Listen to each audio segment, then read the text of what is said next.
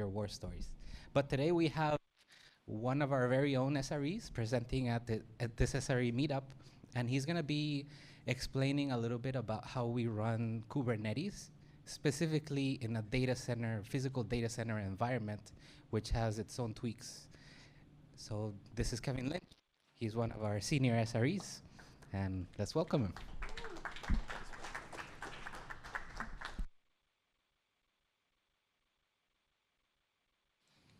Can you hear me? Great. Thank you for all for coming here.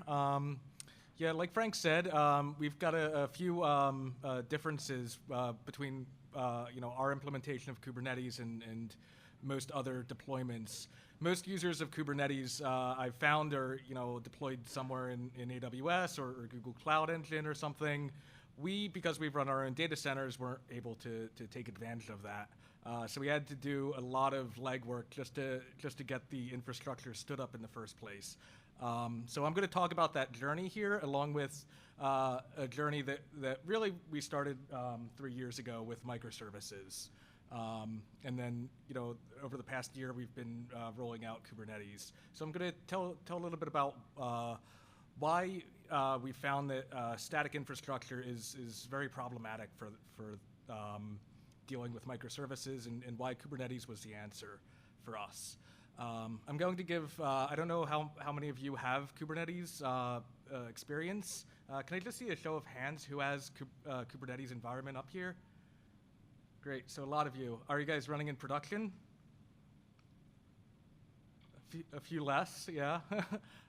Cool, so hopefully I'm going to go over some fundamentals here as well, and hopefully you guys will have a better understanding of Kubernetes itself. And then I'll get into talking about how we go about adapting our microservices to this new environment, and then talk about some of the pain points we've had specifically with the data center. So back in 2013, Squarespace had less than 50 engineers. We had a very monolithic architecture, and those engineers were kind of focused on adding new features, growing our customer base, and like many other organizations, it was kind of like a whatever works mentality. Unfortunately, and fortunately, a year later, we grew a little bit more, and we kind of found that whatever works doesn't really help us anymore, right? We've got a lot of customers who are dependent on us, and everyone's adding to this monolith, and it just kind of, everyone's stepping on each other's toes, causing causing outages with that one single point of failure. So around this time, we formed a team to kind of focus on implementing microservices at Squarespace, and they tried to form a team and build a set of tools that were focused on how to give them a framework for creating these services, and that was really great. And last year in 2016, we now have over 100 engineers, and all of them are able to create services, and we're now really able to focus on reliability and adding more services. And this will set up the framework for the future, where we have 200, 300 engineers. So that's been a really great success story. So the problems with the monolith were that it became very unreliable. It was not very performant because all of this was being added, and it really slowed down agility and development speed, adding new features, because everyone was kind of afraid of breaking this monolith.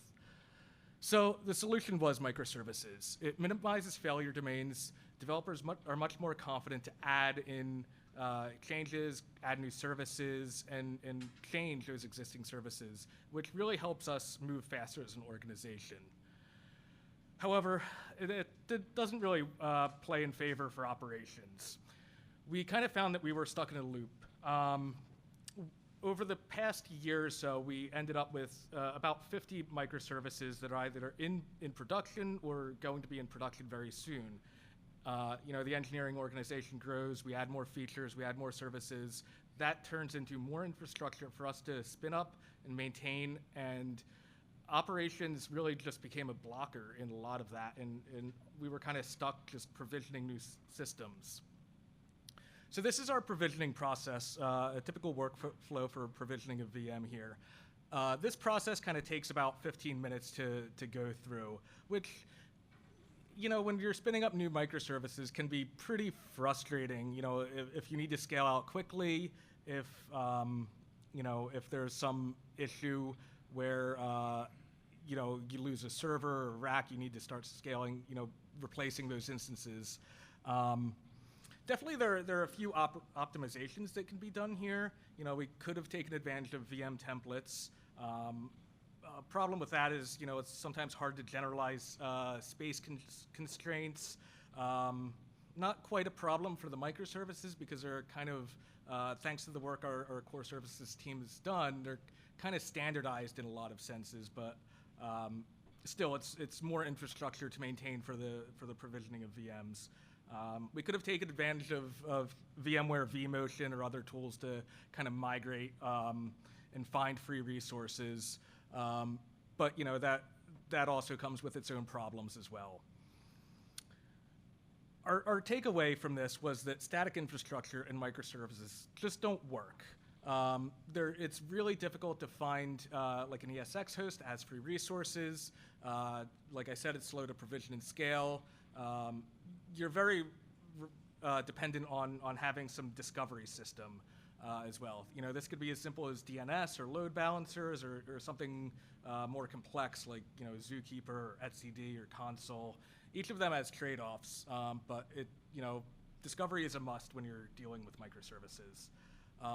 And also we found that our metric system, you know, it really needs to be supportive of short-lived ephemeral metrics as well, you know, as we're spinning up all of these service instances and bringing them down. So as we try to, you know, go into a much more dynamic world, we would need to address how we're doing metrics and alerting as well. You know, we use Sensu for our alerting infrastructure in the traditional sense, but that's more focused on dealing with, you know, the health of that instance, not really the health of the service. So we really needed to kind of change how we focus on these things and kind of not only replace Kubernetes, you know, add Kubernetes to the infrastructure, but also add, you know, modify or monitoring and alerting and making sure our discovery system works with that. So I showed you the VMware provisioning. This is what it really comes down to when you want to spin up a new service in Kubernetes. All you have to do is say Kubernetes, apply this system, and boom, within minutes, within seconds, you'll be downloading the new container image and configuring that, and that service can join the rest of the service fleet. So I'm just going to go over some basics of Kubernetes, just so everyone's here is on the same page. So Kubernetes, in all objects are represented by these YAML descriptions. And they all have these same 5 fields. The API version and kind of tells you what this class of object is. And everything is versioned, so you know, as Kubernetes evolves, you can stay backwards compatible as well without having to kind of change everything. And then there's some metadata that like names, annotations, and labels, which we'll use to kind of search and discover these types of objects and address them. But really the meat of all of Kubernetes objects is really the spec and the status. And they're just, you know, you provide a specification, and Kubernetes tries to meet that specification and gives you a status update. So it's a very declarative model where you define what you want, and Kubernetes makes sure that you have that at some point. So labels and annotations are very useful for identifying what this type of object is. So labels are something that you would use to select on, where you would you know, define something, give me all of the instances that match this label, that match this type of class. And annotation is useful for providing more meta information about this. So in all of our builds, we, you know, associate that with a build number, we associate a team with that, and it's very useful for finding information. So going over some of the common objects that are pretty much you'll be touching in the very first moments of running Kubernetes. Pods are the basic deployable workload.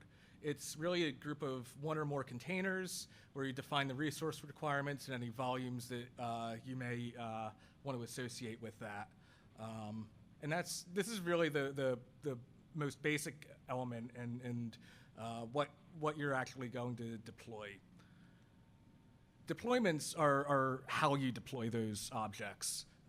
It's declarative in nature, where you define the service, how you want that deployed, the number of replicas, whether you want it to be auto-scaling and that sort of thing. And it, it allows you to roll back quickly, it maintains state, and it also allows you to quickly scale up or scale down depending on the needs at the time. So if your system gets a ton more requests than what you were anticipating, all you have to do is just scale it up rather than wait 15 minutes to create a new VM and add all of those resources. And it jives very well with microservices in that it's built to be around to work with stateless applications, which all of our microservices effectively are. All of the state would be in the database, and you just scale up the instances.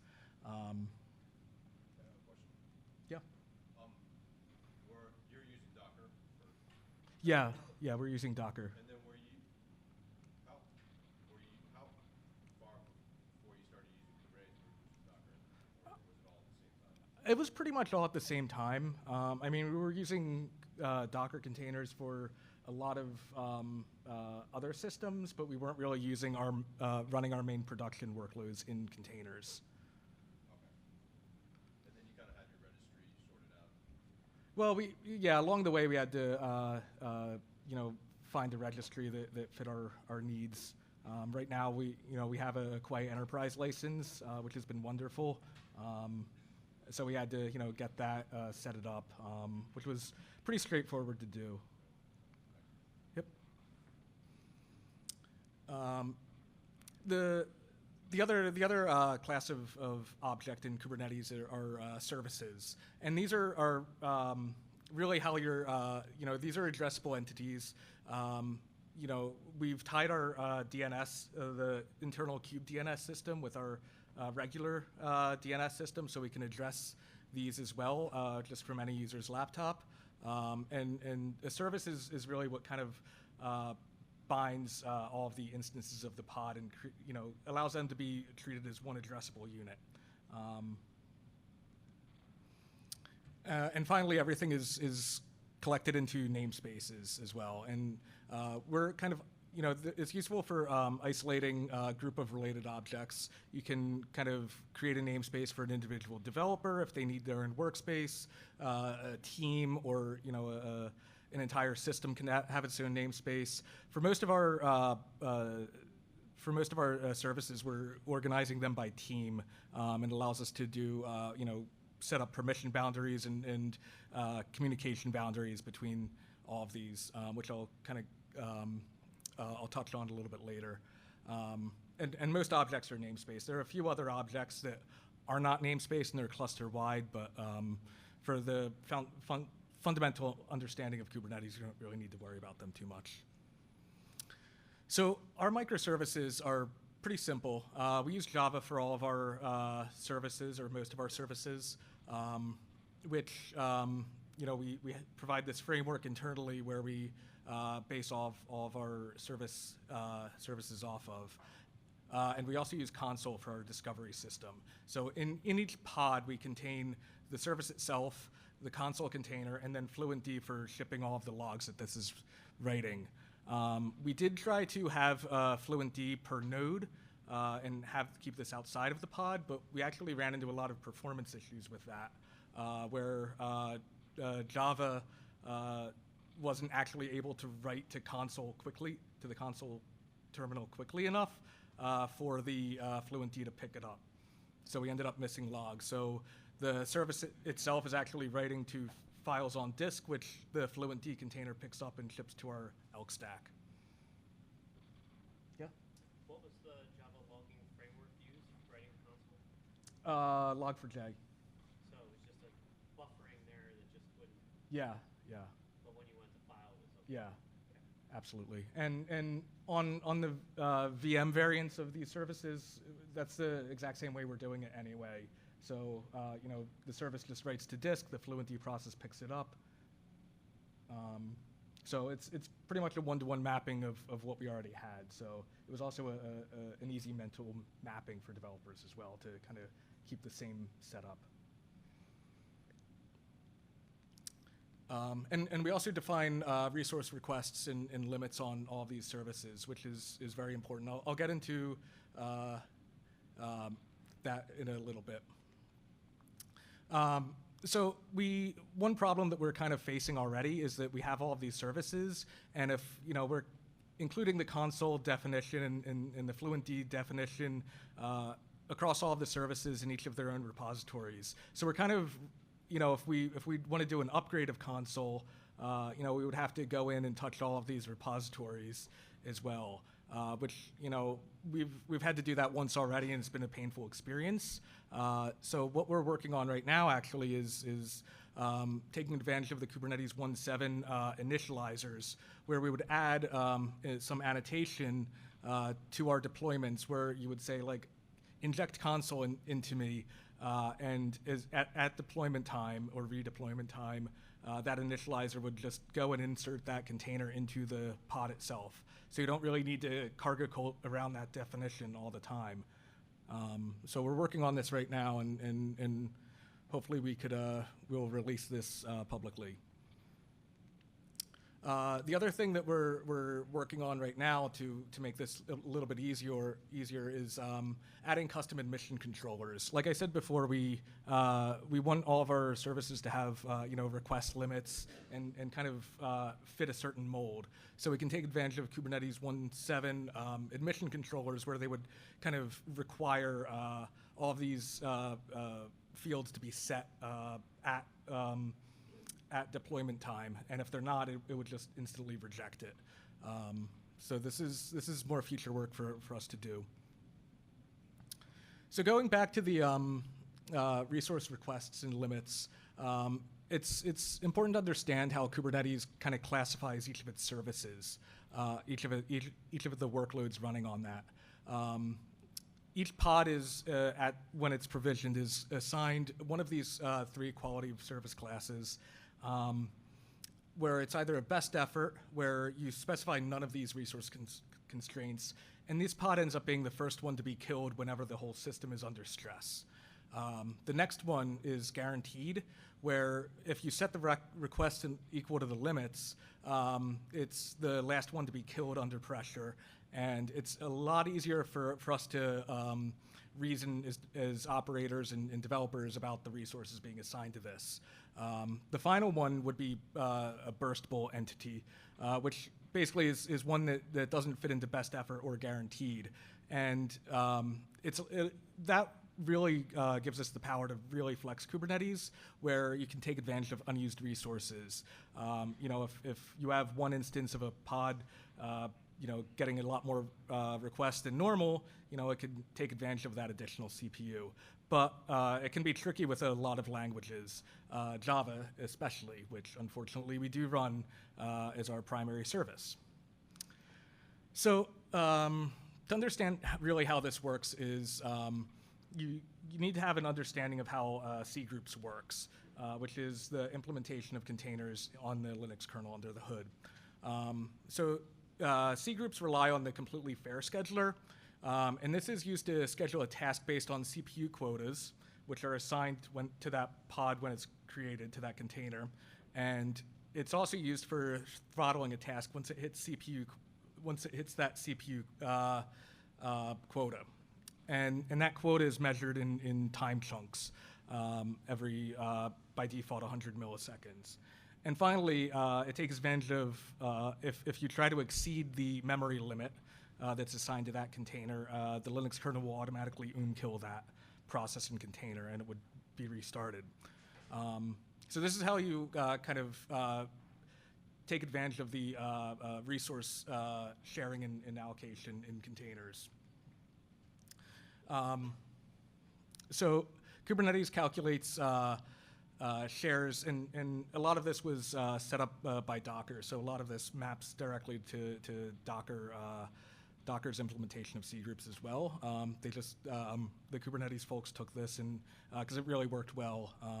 So it sets the shares to be the number of CPU requests taken as an integer. You can chunk it out into milli CPUs as well, but if you specify CPU to be 2 in this case, it would be two cores times 1024, so it would get 2048 shares. And the total number of shares available for Kubernetes to distribute would be the number of cores times 1024. And that kind of guarantees that you get at least that much time to process if you want it, until that process tries to go to sleep, effectively.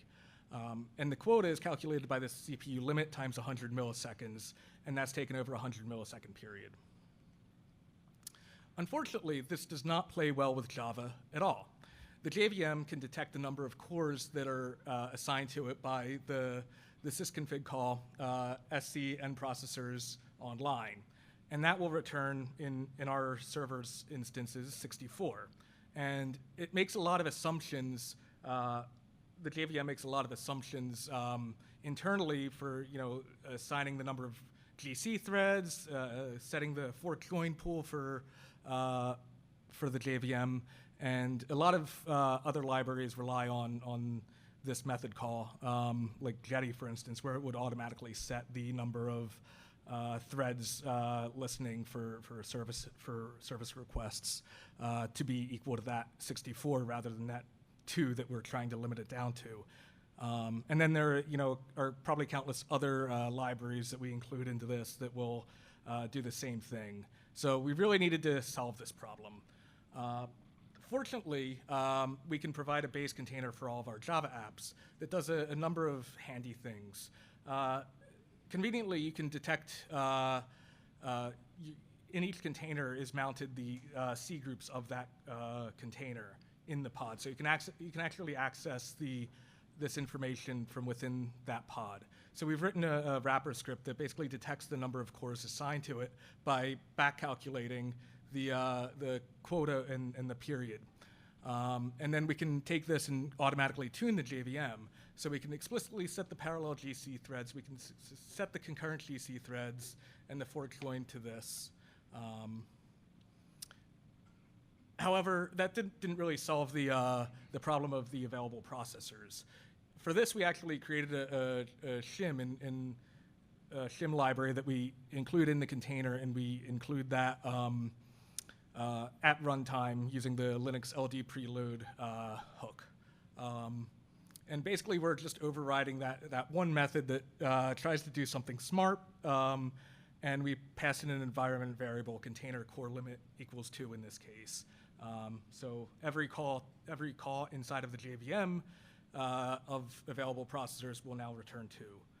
And this has made our life a lot easier because now we can actually guarantee that the workload running in that container is running appropriately, and it won't kind of starve its own self and hit that throttle limit sooner than you anticipated it to.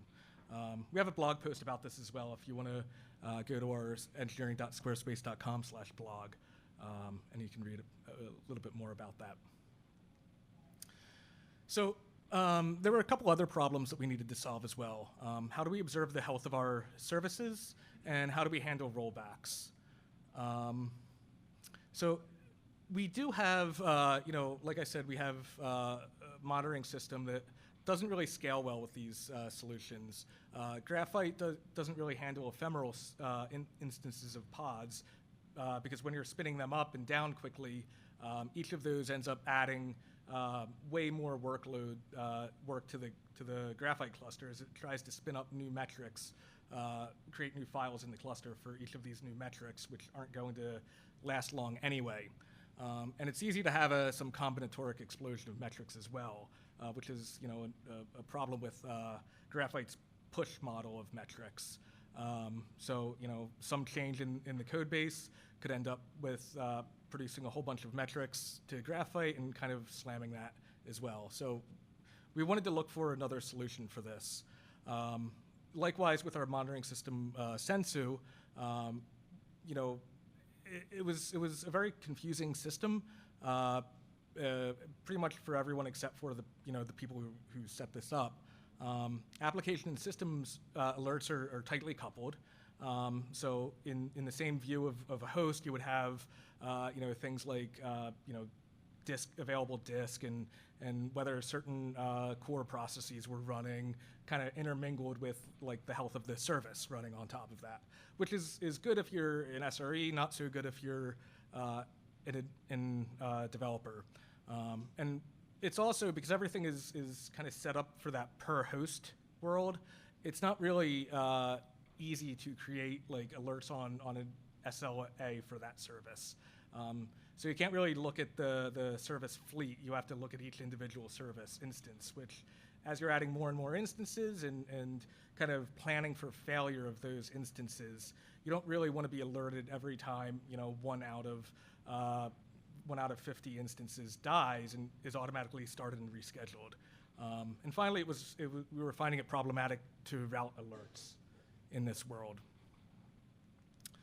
So this is a view of the one of our hosts for in Sensu. So you can see that all of these checks are here, and not everything is of interest for everyone. Going to rollback, we also found the Kubernetes dashboard that's provided with this a little bit too complicated, and it's very powerful. So we didn't really want to give developers access to everything, so we wanted to come up with a solution for centralizing deployment and status history. So we added a system for doing manual rollbacks of deploys. Not every deployment of a service is going to be good, and we're going to have to do a quick rollback. And we also wanted quick access to scaling controls. So this is the dashboard where you can see like it's very overwhelming and kind of has access to everything that developers aren't really interested in. This is a much more simpler deployment that we've implemented internally, where you can see the rollback history of all of the services, and just by clicking a button, you can instantly roll back. So this is kind of setting us up for migrating all of our services. For metrics, we've switched to using Prometheus to solve this problem of gathering all of our metric information. It's very efficient for ephemeral instances, and it's very easy to provide meta information about the metrics we're collecting by tagging all of the data, like the instance it's coming from, the version of software of the service that's being producing this. And it's also very easy to have a lot more smaller instances of Prometheus. So we're taking advantage of the Prometheus operator to provide a per team Prometheus that we automatically provision in their namespaces, and we'll collect all of their the metrics for the services that they own. So it gives us a very easy centralized location, and one that we can control a little bit better, because like I said before, with Graphite, we would run into this problem where a service would just start flooding Graphite, and then we would have no visibility into anything because we're bringing down Graphite because of one bad service. At least this way we can now kind of minimize that failure domain pretty easily by just, we would lose visibility in that one team's Prometheus instance, but now we can at least view other metrics for other teams while we address the one problem. Additionally, we took AlertManager as well, which is part of the Prometheus project, where we can easily define alerts within the application code itself. Routing is still a difficult problem in this world because you have to statically define and set up rules for where different classes of alerts are going to be. Our services team is working on a solution for that, where it would automatically generate not only the alerts, but also where to route them to. So that's another cool project that we're working on to solve that problem and make alerting easier. Yeah. You mentioned a Prometheus per namespace to limit scope of if something happens. Yeah. Do you then roll all the data aggregated from each namespace of Prometheus into a central one, so you can do correlation when like one system in one namespace is making a call to another one and do cross-app correlation? We haven't gotten there yet. Okay. We do have a centralized Grafana that we're adding all of these into, so you can pull information from different Prometheus instances. That solves most of our problems that we have. Yeah. Okay. And then the Prometheus, that's only for workloads that are running on within Kubernetes? No, actually, because Prometheus is. I'll get to that in a second. So this is the alert definition. So it's pretty straightforward. You can include this alert within the code itself, or like I said, we can add the have an alerting service that kind of writes these things dynamically, and Prometheus automatically picks these up by just doing a label select on any different config maps in Kubernetes that match the ones you've set up on the alerts. So as soon as you deploy a new service, you'll create a config map at the same time, and Prometheus will pick that up within a second, and you will automatically have these alerts, the service level alerts, not just the instance level ones. And this allows us to have a little bit more control on how we're deploying these. So this is how Prometheus operator works. The Prometheus AlertManager and basically are running in Kubernetes itself, and they're able to pick up the service.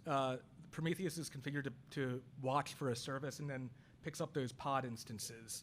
So getting back to your question, you can actually configure that service and add external endpoints as well. So you can add IP addresses for some existing VMs or the same classes, the same service class or something. Okay, so even for your legacy stuff that wasn't on Kubernetes, you can still Yeah, potentially use the same one. yeah. So that way you're not forking. Absolutely, yeah. And we've got a lot of workloads that will take a lot more work to get introduced into Kubernetes. Ones that do their own container management as well. So those will probably be the last ones to be rolled into the Kubernetes environment, but we can still take advantage of Prometheus this way. So we are alerting on,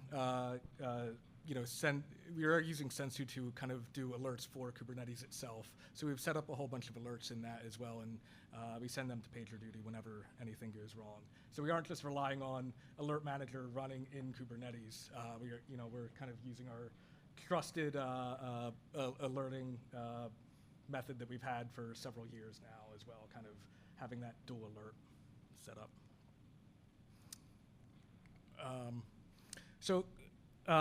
As I mentioned before, we are running Kubernetes in our own data center, and along the way we've run into a lot of problems. Most of that was actually around networking. So this is the typical Kubernetes architecture.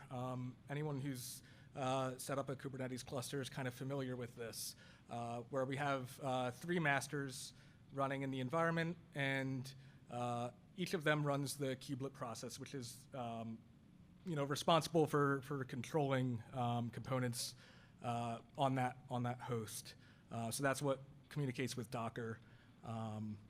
On each of the master nodes, we run as static pods, the controller manager, the API server, and the scheduler, and we also run the etcd and an HA proxy instance, which is where we take all of our traffic to that master. So we set up an external Anycast IP that we announce from each of those masters, and each of those receives traffic that goes to an HA proxy instance, which then would be able to route to any of the other API server instances.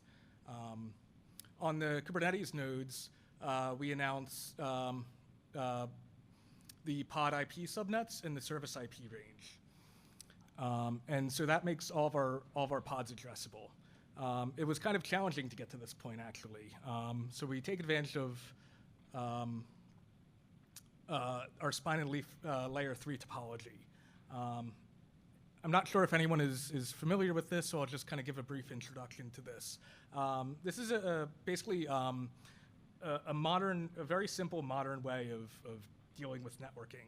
Each of these leaf switches are basically the top of rack switch for that rack. And each of those is their own separate layer 3 domain in BGP.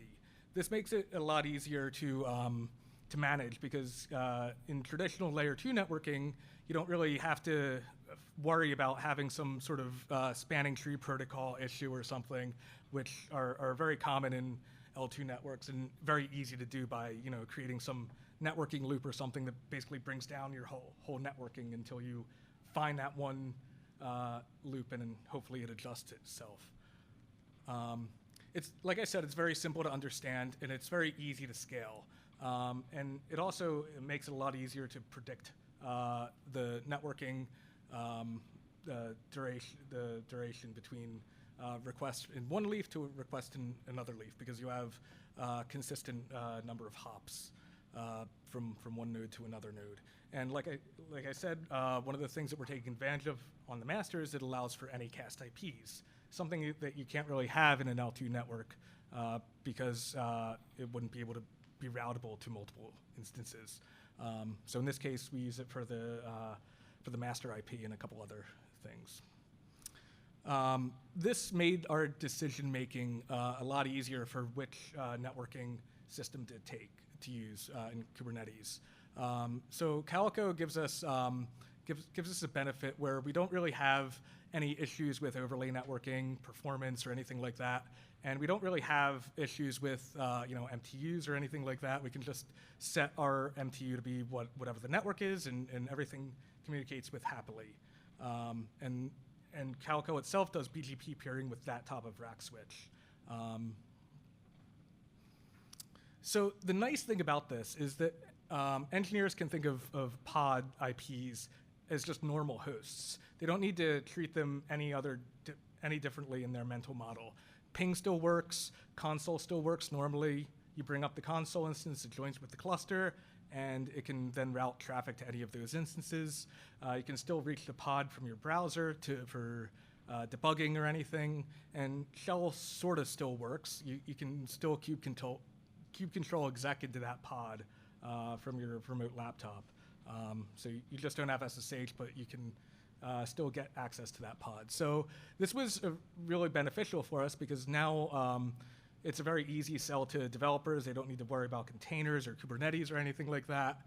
We just provide the deployment process for them and they can take advantage of that immediately. So what Calico does is each of the workers basically announces its own pod IP ranges, and those are aggregated into /26s for efficiency. And then, like I said, each master announces the external anycast IP, and that's used for internal component communication as well as what a user is going to be hitting to access that cluster. And we also have ingress set up on each of these nodes where we can announce that service IP range as well, so we can access that service IP for a given service as well. And we can take advantage of Calico to announce all of these by basically just adding whatever our network is to the loopback device and telling Calico or the bird process to basically just add this network and announce this network to the top of rack, and everything just automatically works. The other nice benefit for Calico is that it gives us network policy support. So the other component for that is the Calico Policy Manager, where we can just add this, and if we have a workload that we want to segregate from the rest of them, all we have to do is add some Kubernetes network policy objects, and automatically we can do a default deny, and only the things that we explicitly allow can then communicate with this. That's it. Questions?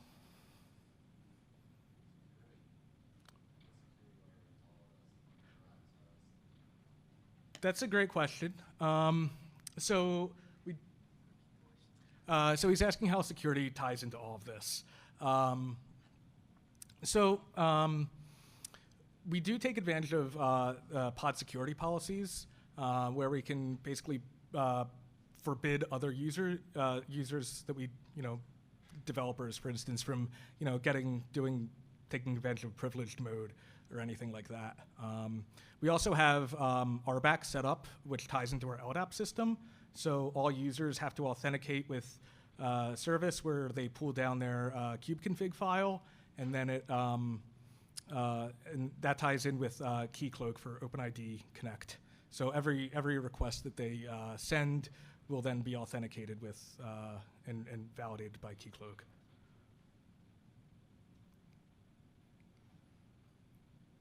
Oh.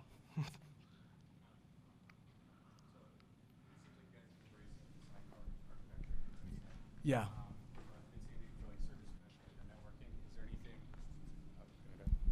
Just curious for service mesh or other network controlling aspects, if there's anything you're doing, I guess, on the service level.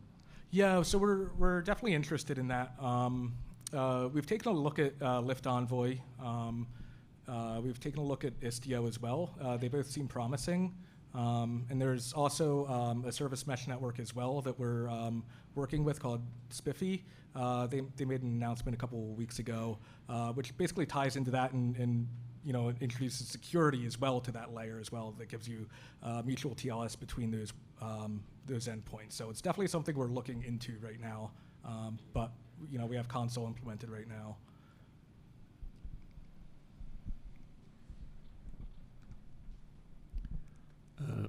How do you scale your Prometheus database, if there's any need for that? That's an open question. We don't really have a ton of knowledge in that yet. That we're actively working on that.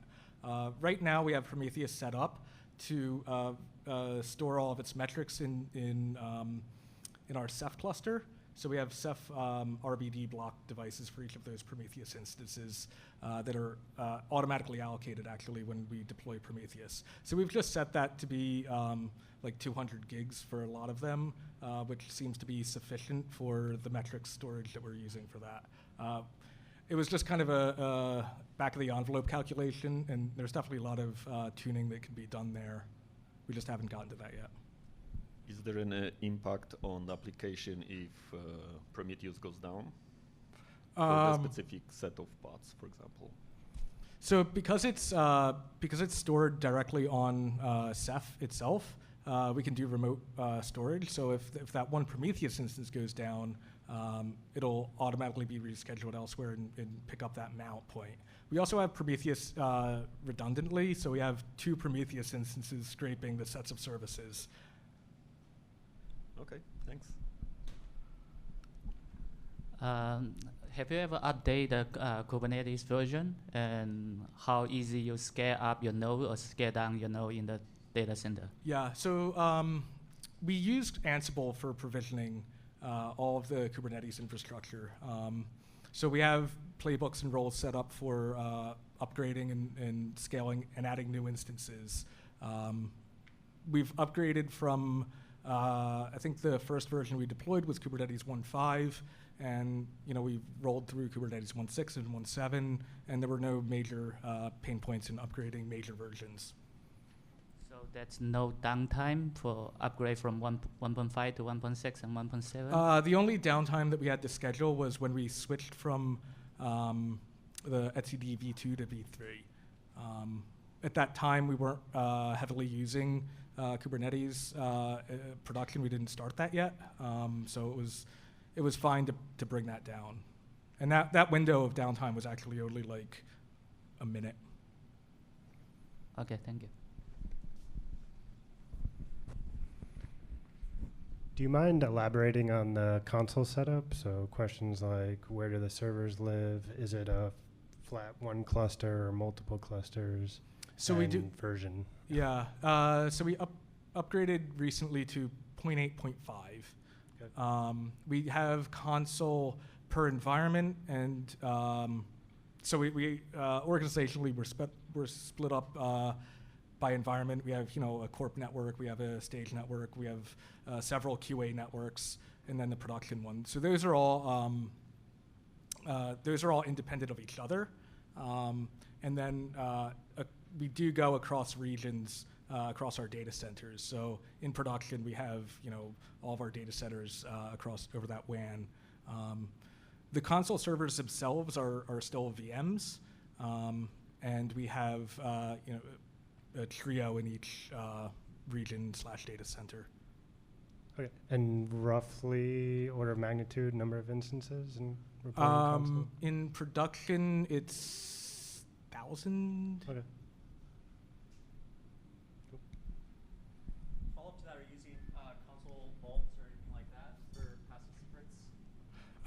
We do have a console vault implementation set up right now. So because Kubernetes knows which services exist and where they are, like addressability, if you didn't already have console doing service discovery, could you see Kubernetes offering that service instead? Absolutely. I think one downside for that, though, is using that service IP may not always be the most efficient for communication, for service-to-service communication, because you are going through that kube proxy layer where your kind of kube proxy, for anyone who's not familiar with, is setting up IP tables rules on each host. It's actually a little bit slow to pick up changes as well. And we've definitely run into instances where kube proxy itself on a host kind of died or was very slow to update. So we would probably choose not to take advantage of that anyway. And if we didn't have console set up and Calico networking, we would definitely be looking into service meshes. Like Envoy or something would be able to take advantage of that, because you are doing pod-to-pod communication, and because you know where that other pod, what its IP address is, you can route to that even without Calico. Cool, thanks. Mm-hmm. Oh, sorry, he's coming. Yeah, so a couple of questions. So in the beginning, when you mentioned the original environment you went from, which was VMware and doing all the provisioning and then going just to the simple, kube command. So do you still use VMware for Kubernetes, or are you back to bare metal? We've got all of our Kubernetes instances on bare metal. Okay. We considered doing that, but we figured we already have expertise in a provisioning process for those bare metal servers. So what functionality would VMware really add Right, to what would it to buy you, us? right. Yeah. And then second question, in regards to the environment, since a lot of it is stateless, does that change the config management in that, do you find that you guys are just destroying containers and bringing them up again, or are you actually making changes to containers? Because I come from an environment that's just heavily puppetized, so I spend my day just making puppet changes all day. Yeah, so does that get thrown out the window now, or? I mean, it doesn't really get thrown out the window, because you still have all of this other infrastructure to maintain. It's definitely we're definitely trying to figure out how exactly all of our Ansible stuff is really going to play into our environment once we migrate almost all of our services over.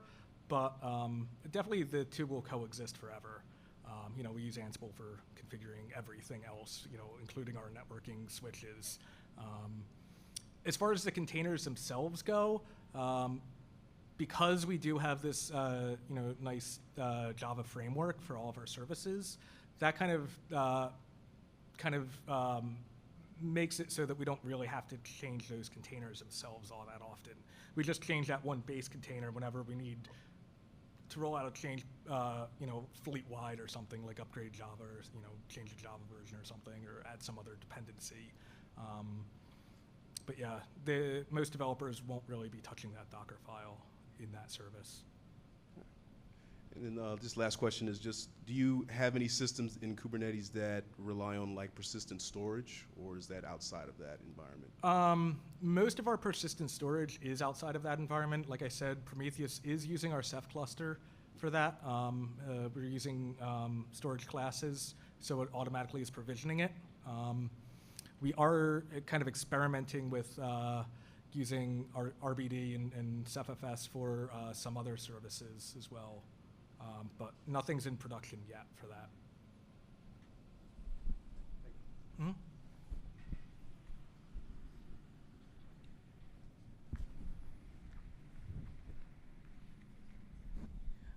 Earlier on the in regards to the Java stuff, you were there was an example with the resource request and limit, and then you talked a lot about the CPUs, but the memory was the requests and were the same. Is that because you're locking the heap right when it boots up? Yeah. So we set the JVM heap to be I believe half of that space. Of that space. Yeah. And it's going to grab that right when it boots up. Yeah. Okay.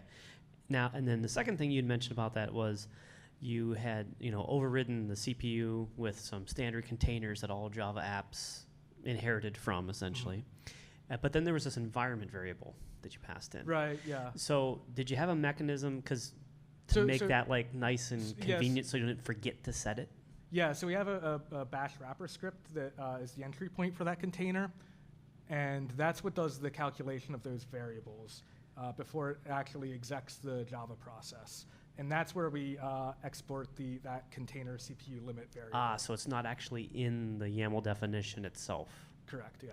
Ah, wonderful. And then one real quick question about the HA proxy. You had an HA proxy per master node, correct? Yeah. But you had any cast with it. So I believe that you mentioned that the backend pool for HA proxy essentially had the other master nodes listed in it as well. Exactly. And that was basically because we ran into several instances where we were doing upgrades or changes to API server, and we brought down all of the API servers. So it's just easier. So HA proxy is very difficult to bring down, and if you're doing an update, thank you, Willie. Yeah. So that kind of protects us from that, and also when the API server on one instance may be restarting, you're still anycasting that IP from all three. So it could have hit the bad node that's being restarted during that window and come back with an error. Just from a performance optimization on that, did you get a preferential weight to the local host as opposed to the other two? We haven't done it fly. That, yeah. Okay. Thank you. So you must be getting much higher density on the hosts that are underlying the Kubernetes cluster. Yeah. I mean, is there an expression of, I guess, the savings there? Or I guess in terms of utilization, or I guess no, we haven't really calculated that, but it's definitely there. You don't have the overhead of all those VMs. You're just running the applications themselves. We haven't calculated that, but it's definitely something we will be doing at some point. Right. I know one thing is that it's definitely saved us a lot of man hours from maintaining all of those VMs. So there's automatically a huge win there. Right. Okay. So there's probably. You're not creating new ESX clusters, probably. Yeah. Yeah, okay.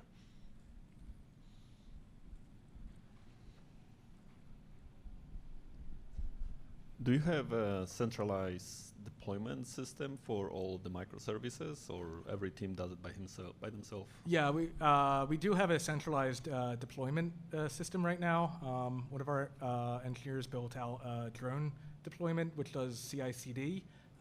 And during every deploy, so that's, if you're not familiar with drone, it builds all of the containers itself. It runs every execution step in a container. It's very similar to Travis or something like that. And we do like end-to-end testing before we deploy it to production, that sort of thing, verify it against all the other services. So we keep that same framework for all of our microservices, and basically they have the same drone config file living in each of their repositories.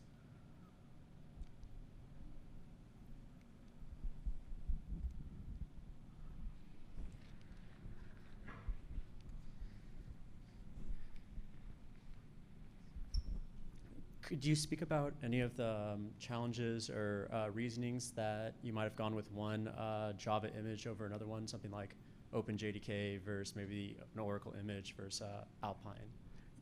Yeah, so we are using CentOS for our base container image, basically because that's what we're used to running in our other systems, and kind of, you know, if you're execing into one of those containers, you don't really have to think about where you're going. We did switch from Oracle to OpenJDK actually during this transition. We had run all of our images on Oracle in the VM world, but it doesn't really play nicely with containers because of licensing reasons. So, and you know, we had discussed switching to OpenJDK already, just no one ever, you know, did it. So this was just an opportunity to do that, and you know, we did load testing on our services and found no difference from that. So we're just kind of moving on with that. Eventually, we will probably evaluate switching to Alpine for the base container image, but that's an eventuality, I guess. Thank you. Thanks.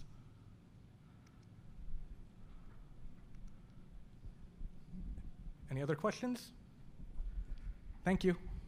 And we're hiring.